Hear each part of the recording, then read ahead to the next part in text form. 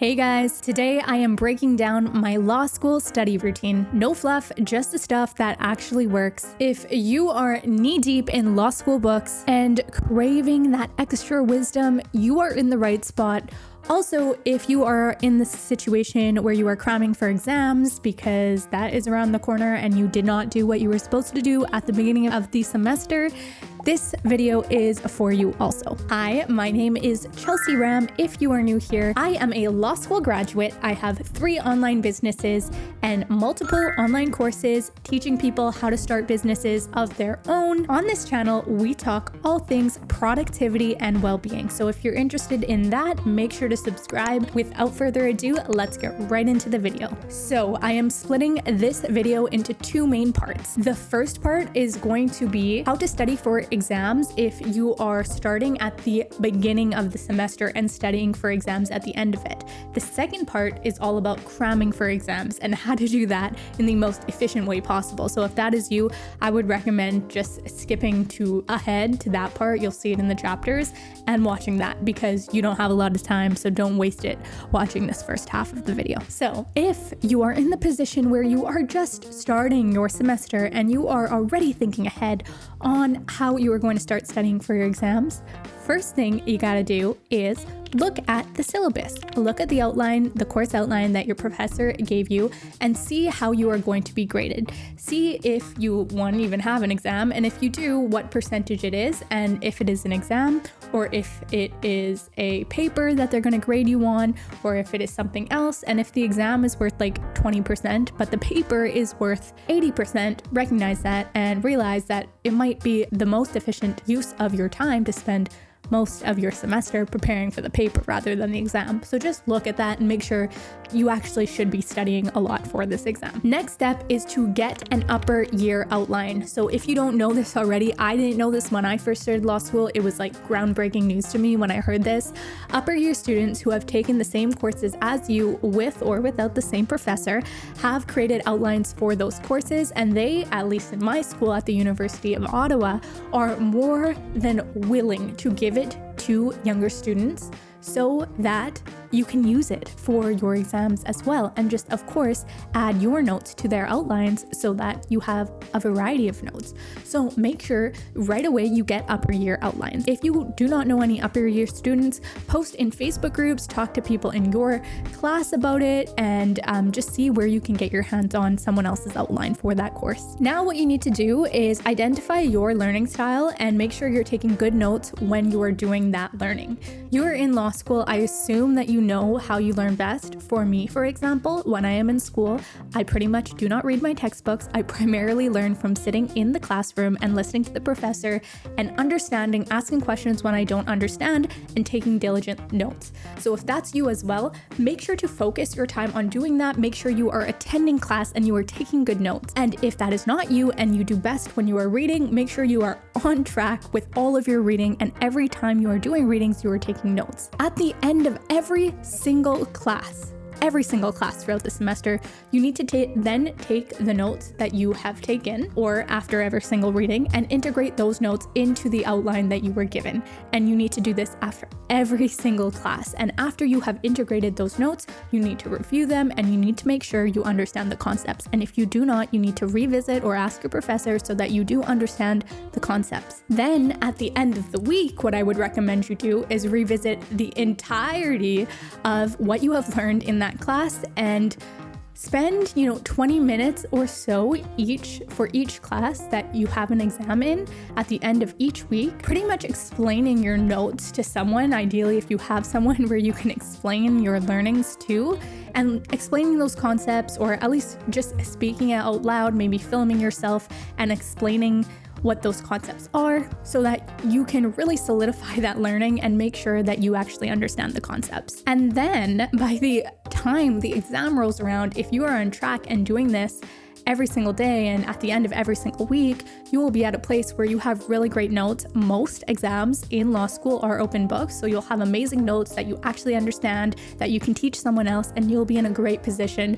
to just go and write the exam without even further studying. But of course, you can further study, further revisit your notes, but you will be in an amazing position. Now we will go into part 2 of this video, which is for people who are cramming for an exam. So step 1 of the first part of this video was to go look at your outline and optimize your studying for that. That's obviously not step 1 for someone in this position. So you skip that step and you go straight to finding an outline. At this point, I really hope you have approached an upper year for an outline. If you don't know what that is, I did explain it in part 1 of this video, but in case you skip to this part, an outline is basically an outline of the course that you are in that was created by someone in an upper year. So make sure to get your hands on one of those. If you don't have one from an upper year, look for someone in your class that has an outline that was given by an upper year. The next thing is that I hope you did take at least some notes throughout this course.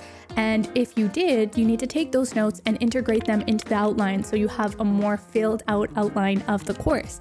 If you did not take notes, then you're gonna have to try to get your hands on one of your classmates' notes.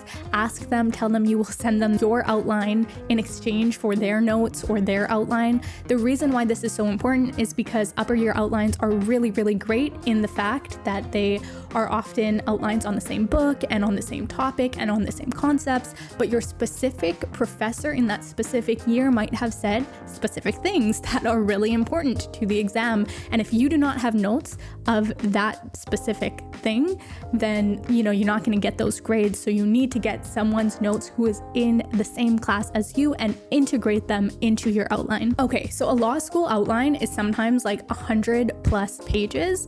So typically you're going to have 20 to 50 major concepts or topics that are covered within the outline, okay, like a lot. So what you need to do is you need to group those topics into sections, like 10 to 30 grouped sections that all make sense together. And those groups you then need to break down into even smaller concepts. So identify the main concepts in those subgroups that you've created. Now what you need to do is just try to understand the concepts. You're gonna have to figure out how to do this dependent on your specific learning style. Again, you are in law school, so I assume you kind of know how to teach yourself some things.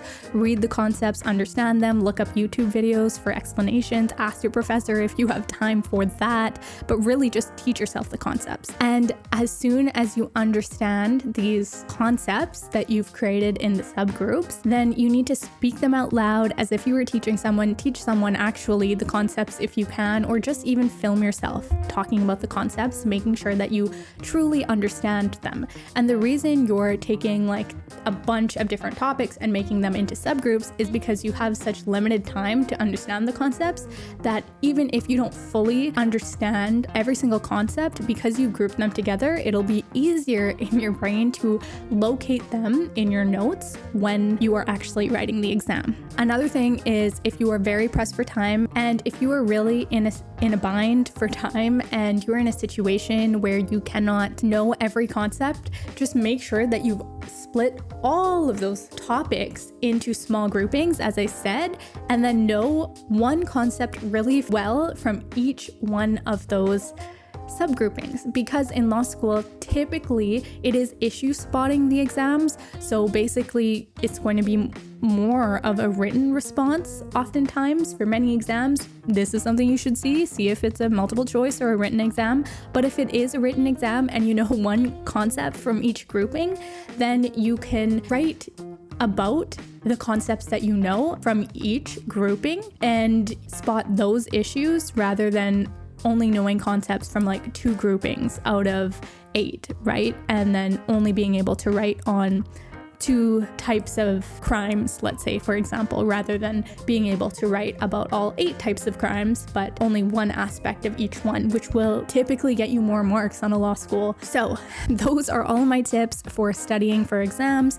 I have been in both situations where, in my first year, I started out as such a good student, actually doing what I was supposed to do at the start and throughout the year to study for my exams.